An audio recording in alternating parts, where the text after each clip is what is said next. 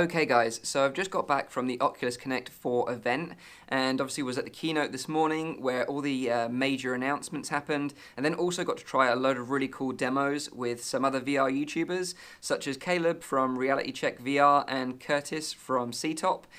We were able to record our gameplay, so I've actually got some gameplay footage that I can upload for you guys this week.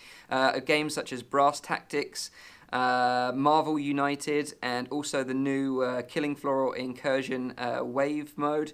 So I've got some awesome footage to share with you guys, which I'll be uploading later on in the week. But today I just wanted to cover the main topics that were announced today. So first up with the hardware, we've got some new hardware announced by Oculus this morning. We've got the Oculus Go headset. So this is a sort of mobile quality device, but you don't actually need to use your mobile in the headset. So it's a bit like Gear VR, but sort of standalone, and you can just buy the headset. You don't have to worry about putting in a phone or loading apps. You just put the headset on and it works. It's completely standalone and has 3 degrees of freedom tracking with their own controller. It's not going to use the touch controller. It's going to have its own controller. And it's going to be available for $199, and it's going to be available early 2018. So Oculus's plan from the keynote was to get 1 billion people into VR, and I think this is what their main focus is, on how to get those people into VR and experiencing what VR has to offer. So that's really exciting, and it's interesting to see that they've sort of announced this product. Also, the back catalogue of Gear VR games is going to be compatible with the Oculus Go as well. So you're already going to have an awesome library of games available from day one. So that's a really smart move from Oculus, in my opinion, and it's made me very excited about the future of VR. So moving on to the second hardware announcement, which was the Santa Cruz prototype. So this is kind of like bridging the gap between mobile VR and desktop VR, but also it's going to be a completely standalone device. So you're not going to need a PC for this. It's got 6 degrees of freedom using a touch controller, but it also had trackpads, so it was a really interesting design.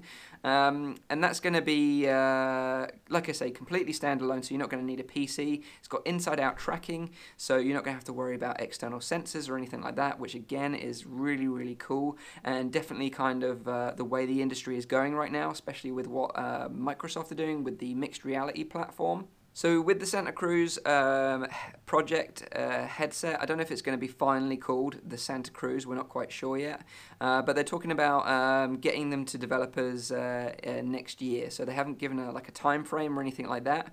There is actually a demo of the Santa Cruz headset at the show, and I've tried to book in to have a go at that, so I'll hopefully know more information tomorrow. My main sort of interest in it is how it compares to like a PC-based experience. Like, is the processing power in this standalone headset going to be good enough to compete with the Rift itself? So then, in terms of like Rift announcements, nothing really new other than the fact that they've permanently dropped the price now. So it's going to be $399 from here on out, which was the Summer of Rift price, which was a fantastic deal, and it is still a fantastic deal right now. Definitely one of the best deals in terms of VR. So if you want to jump into VR right now, that is the best time to get involved. I would say jump into it right now if you've got a PC that's capable of running it. So, moving on to the software announcements, we've got a new Oculus Home. So we've got our own Oculus Home environments, which we can completely customize, add like trinkets and move stuff around. And they also they showed off something really cool, which was like a retro gaming console, and all your game library are like little carts that you slot into the retro gaming console, and you can actually fire them up that way. And you can also invite your friends over to your own home environment, and you can show them around, and you can shoot stuff in your home environment and completely customize it. So this is something we've been talking about for a long time, so I'm really pleased that this is coming. But also, on top of this, we've also got Dash, which is a new way to interact with the menus and to navigate around in VR. And that looks really exciting. They're going to have features where you can actually run any desktop app and see the application window within VR itself, and that can be within any game. So you can actually just press the Oculus Home button, it will bring up the Dash menu, and it's a bit like a Minority Report type, different windows that you can move around and navigate through sort of of desktop applications and other applications, maybe chat with your friends in like a party chat or whatever. But that's going to be really interesting for content creators, because now with the VR headset on, we can press the menu button and then maybe navigate to like OBS, for example, and start your recording without having to go back to your PC. So that's going to be really, really helpful for us. And again, it's a sort of update that I feel was very, very much needed right now. So in terms of Dash and Oculus Home, they're going to be available for free as an upgrade in December. So we'll be looking forward to that update very, very soon. So in terms of software, I got to try out some games like I mentioned earlier on, Marvel United VR, which is really, really fun, especially with 4-player co-op, and I'll be uploading that video later on in the week. Brass Tactics was a really, really nice strategy game. I had a lot of fun with that one, and I totally recommend checking that one out. I think that's going to be a bit of a sleeper hit, guys. Definitely want to keep an eye on. Also got to try out Killing Floor, the new sort of endless mode, which was really, really nice. Got some new weapons in there, and again, I'll upload my gameplay of that later on in the week. So unfortunately, I didn't get to check out Arctica 1, but I'm going to go back to the show tomorrow, so I'll be able to check out some more games then, and maybe, hopefully, show you guys, or at least talk about the new Santa Cruz headset after having some hands-on experience. Fingers crossed. So we shall see then. But tonight I'm going to be working and uploading videos, and also going to go out for dinner very shortly.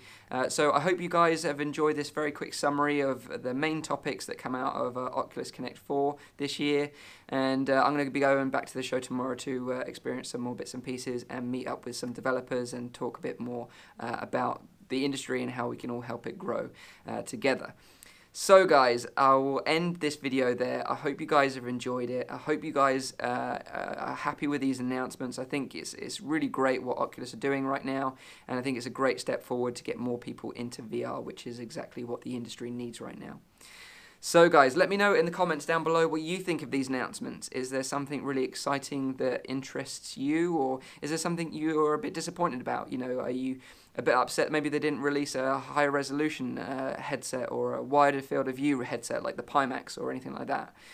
Personally, my opinion on it right now is that, well, you know, it's all well and good having an 8K Pimax, but Oculus are the ones that are creating the best content right now, and at the end of the day, content is king in my opinion, so we shall see what happens from here. Anyway, I'm going to end it there, guys. I hope you guys have enjoyed this video.